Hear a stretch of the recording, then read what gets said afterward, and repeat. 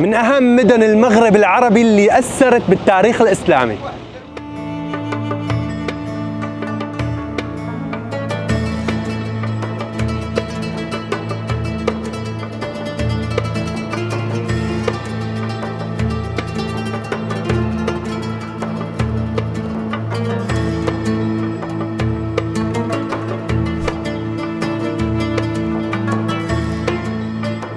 حياكم الله حبايب قلبي، سفرة ويكند جديدة ومدينة جديدة. لا تنسوا اللايك والاشتراك وتفعيل الجرس ليوصلكم كل جديد.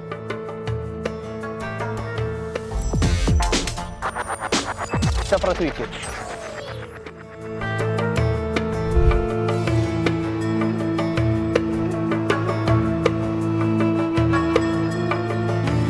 عدد سكانها 1,000,000 نسمة، مصنف على قائمة اليونسكو للتراث العالمي.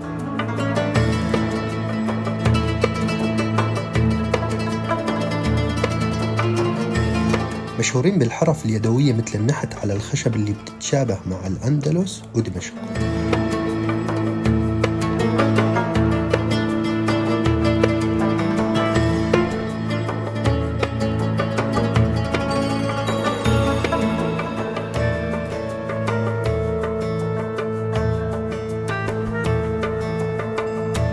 تبعد عن العاصمة 140 كيلومتر تقريبا. مكناس كلمة أمازيغية بتعني المحارب.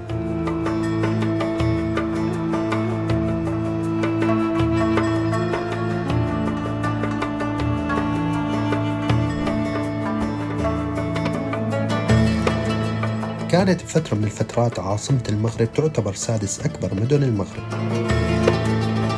طبعا من الأماكن المميزة للزيارة المتحف الوطني للموسيقى اللي كان قصر للوزير الأول للحسن الأول.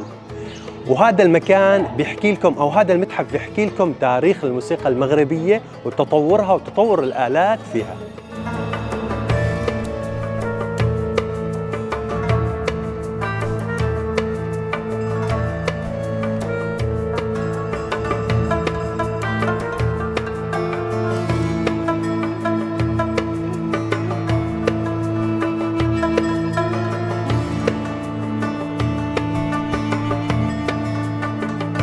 كانت مكناس منافس للمدن الأوروبية بالجمال، لعبت دور مهم جدا بالتاريخ الغربي الإسلامي.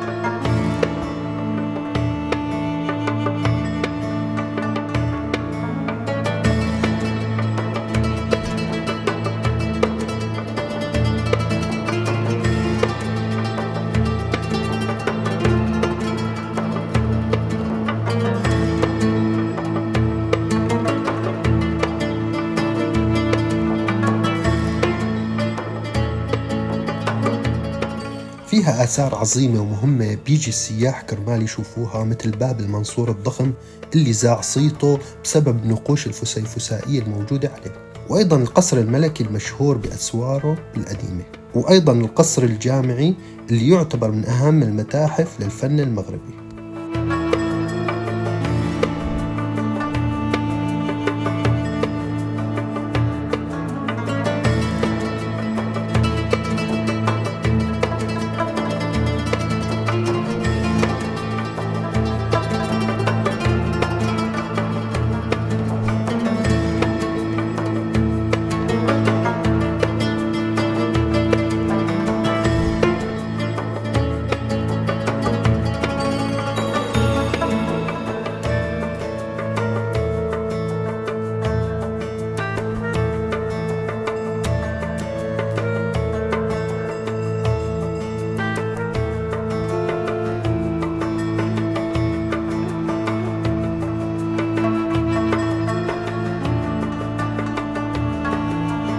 مدينة أكثر من رائعة وجدا جميلة، وأنصح بزيارتها بكل الأوقات، خاصة بالربيع. هاي كانت حلقتنا للمدينة، أتمنى تنال إعجابكم. لا تنسوا اللايك والاشتراك وتفعيل الجرس ليوصلكم كل جديد. سلام.